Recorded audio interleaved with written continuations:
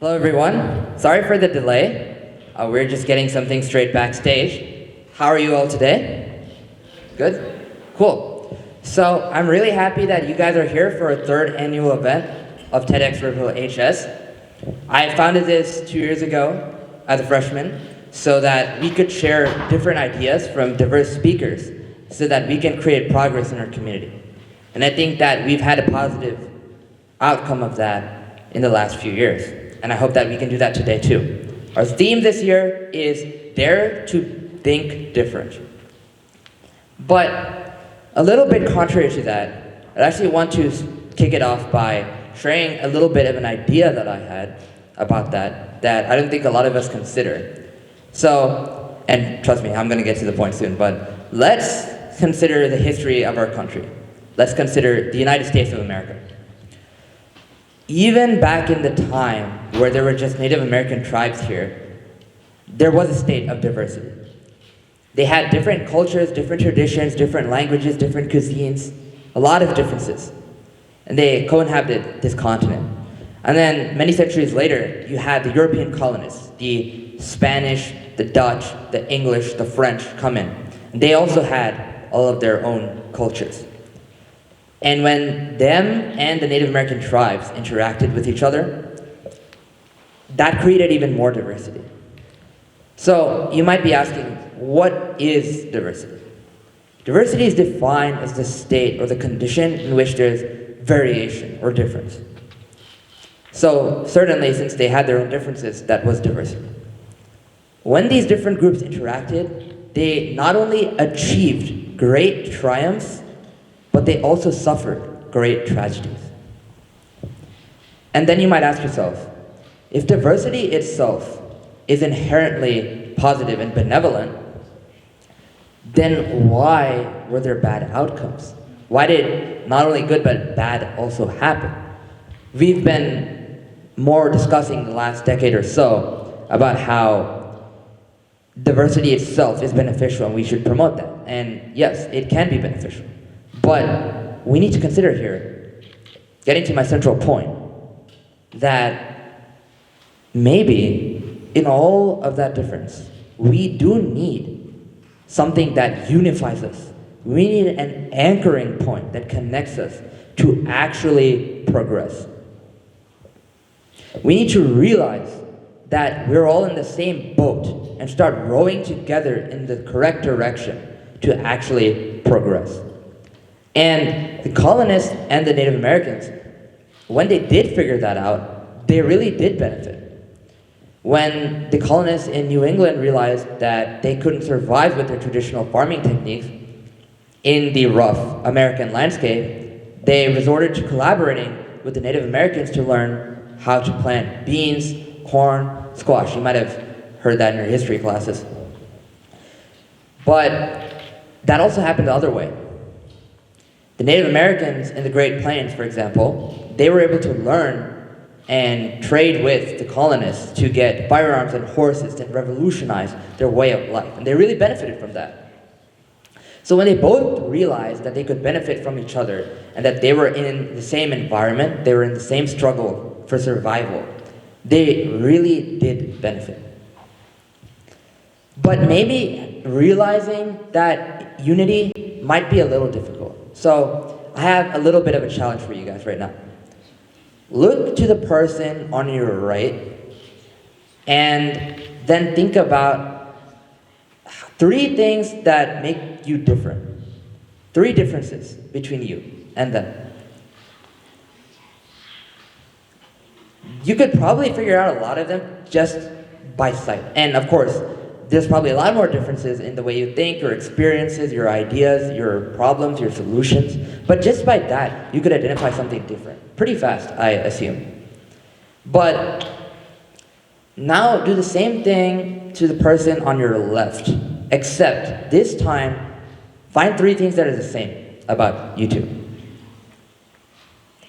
Giving yourself the roughly same amount of time, it might have been a little bit more difficult to figure that out because sometimes you can't see those similarities.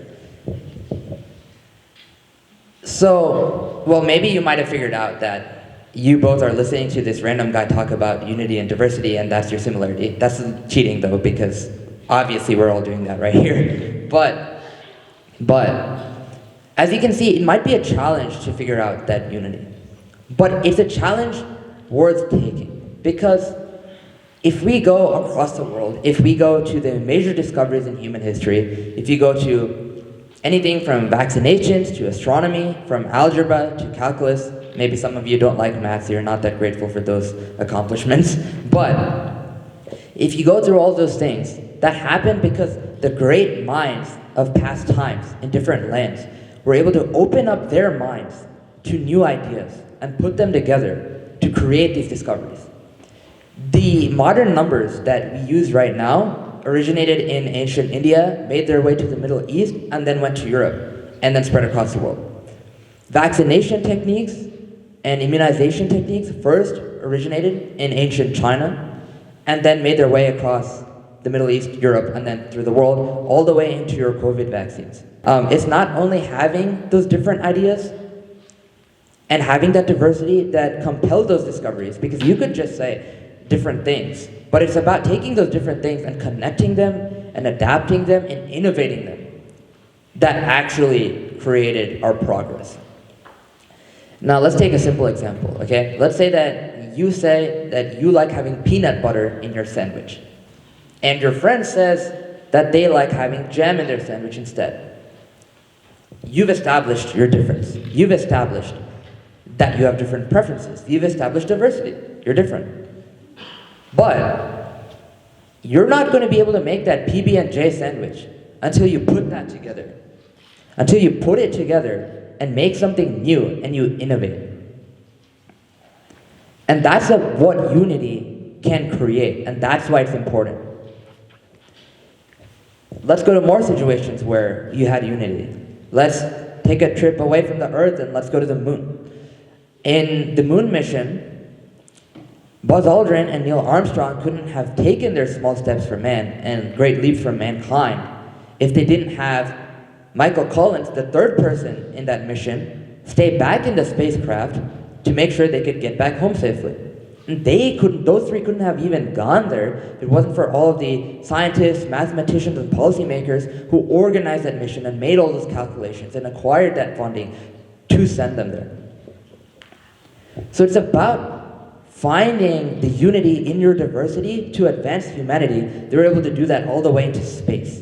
Isn't that remarkable? We kind of take that as a given because many of us weren't alive during that time. But for once, that just wasn't something that happened. They had to make it happen. If you even see throughout history, the United States didn't exist all the time, of course. Before 1776, there wasn't anything like us. But it's because our founding fathers put together those ideas from Greece, Rome, then European Enlightenment, that we were able to create a radical experiment in democracy. We're able to unite these different people, these just random colonists in Northern America to face what was then the greatest empire in the world, Britain, and make that experiment succeed. And now we have the United States as we see it today. So we really need to be grateful for that unity that they found. So if there's something that we're going to take away from this small conversation that I just had with you, it's that maybe in the last 10 to 20, 30 years, we've been focusing more on recognizing and understanding our differences. And sure, that's beneficial. That helps you understand other people.